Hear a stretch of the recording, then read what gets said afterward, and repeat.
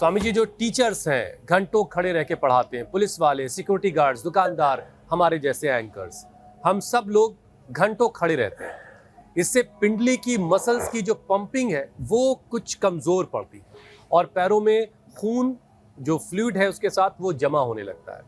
तो काफ मसल्स को स्वामी जी एक्टिव रखने के लिए, ब्लड सर्कुलेशन बेहतर बना रहे जैसा होना चाहिए, कौन कौन से अभ्यास करने चाहिए?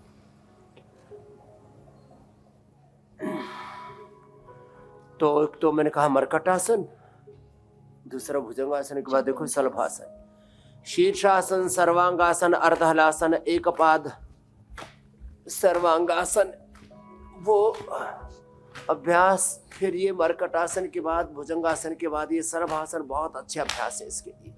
और फिर देखो ये जो वज्रासन में बैठते हैं ना, तो वज्रासन में बैठ करके जब यूं आगे झुकते हैं, देखो मंडूकासन, इससे लीवर, किडनी, पेट, पाचन तंत्र, पायस, विसर, फिस्टुला, इनफर्टिलिटी आदि में तो लाभ होता ही है।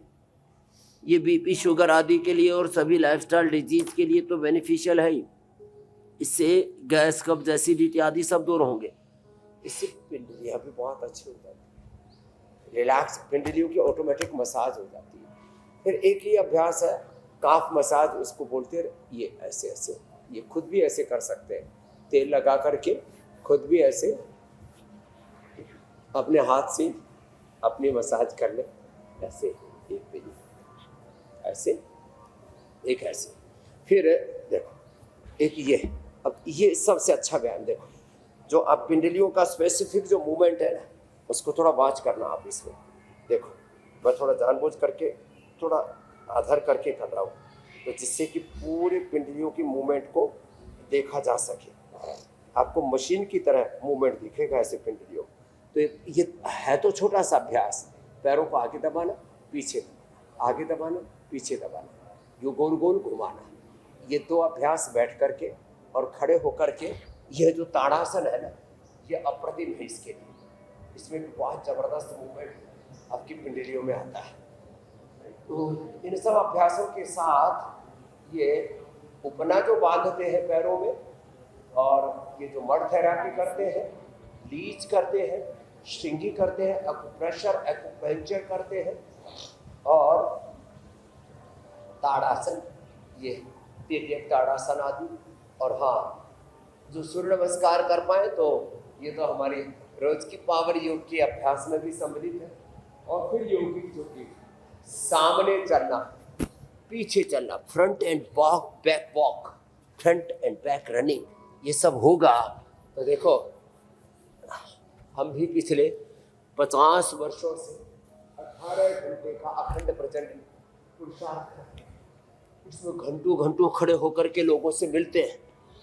कभी तो 1000 से लेकर के 5000 तक लोगों से हमारा मिलना होता है। अभी जैसे गुरु पूर्णिमा तो फिर 10-10 हजार लोगों से मिलना हो जाता है। तो भी देखो एक भी कोई आपको नस फूली भी नहीं दिखेगी। तो ये महिमा है योग की। तो एक ये, और एक फिर ये ऐसे, ये दो अभ्यास। और स्वामी जी, कोशिश यही है कि किसी की भी पैर की नसें ना फूले, 10 बार में कम से कम, चाहे वो घंटों खड़े रहता हो, चाहे उसका काम का जो भी नेचर हो। लेकिन स्वामी जी परेशानी तो है फिर भी। लंबे वक्त तक स्वामी जी एक ही जगह पर खड़े रहने से पैरों की नसों का जो वॉल्व है वो कमज़ोर पड़ने लगता है, नसें फूल जाती हैं, भारीपन सा आ जाता है, सूजन, और बाद में इसी को हम वेरिकोज वेन्स कहते हैं, और ये परेशानी काफ़ी बढ़ जाती है। तो स्वामी जी, नसों की सेहत के लिए कौन कौन से हल्के मूवमेंट किए जा सकते हैं, और वेरिकोज वेन्स के जो मरीज़ हैं उनको कौन कौन से अभ्यास नहीं करने चाहिए? अच्छा स्वामी जी, एक बात और ये भी है कि खून तो स्वामी जी लाल रंग का होता है, ये नसें जब नीचे पैरों में दिखती तो नीली नीली क्यों दिखाई देती हैं? उनमें ऑक्सीजन सप्लाई कम हो जाती है, क्योंकि खून रुक गया है ना। खून रुक गया तो उसमें जो ऑक्सीजन की मात्रा कम होने से थोड़ा ब्लैकिश कलर का हो जाता है। हमारा खून एकदम रक्त वर्ण का है, फिर किसी किसी का थोड़ा काला हो जाता है ना। तो उसको, क्योंकि जो यहाँ जो ऊपर की ओर हार्ट की ओर खून लेकर की जा रही है ना, वेन्स कहते हैं, उनके अंदर बीच बीच में वॉल लगे रहते हैं। वो वॉल कमजोर पड़ गए तो खून रुकने लग गया। खून रुकने लग गया तो फैलने लग गया, और जब खून रुकता है तो उसको ऑक्सीजन सप्लाई कम होती है, तो उसका कलर भी काला पड़ने लगता है। तो सूक्ष्म व्यायाम जो अभी हम बता रहे थे, ये ऐसे ऐसे ऐसे ऐसे, फिर एक ये ऐसे ऐसे, ये और दोनों तरफ से योगी और योगी, और फिर एक ये, और फिर बटरफ्लाई। इतना तो सबको करना चाहिए। तो ये इसके लिए सुबह गोधन अर्घ, गोखरू पुनर्नवादी का काढ़ा, गोखरू पुनर्नवा 10 मूल पीड़ांतकवाद, और विशेष करके गोधन अर्घ इसमें अप्रतिम काम करता है।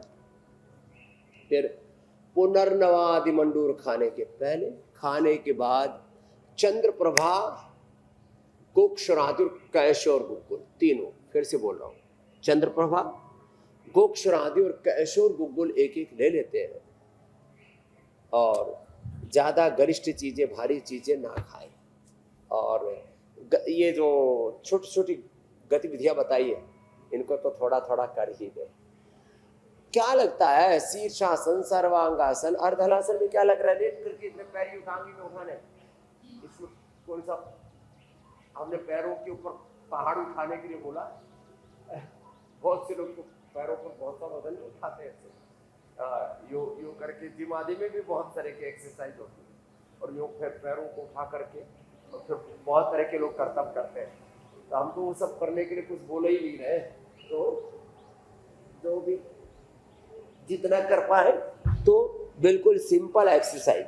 फिर एक कपालभाति, तो खाली पेट पुनर्नवादि मंडूर खाने के बाद चंद्र प्रभावटी, गोक्षरादि गुग्गुल और कैशोर गुग्गुल का सेवन करें।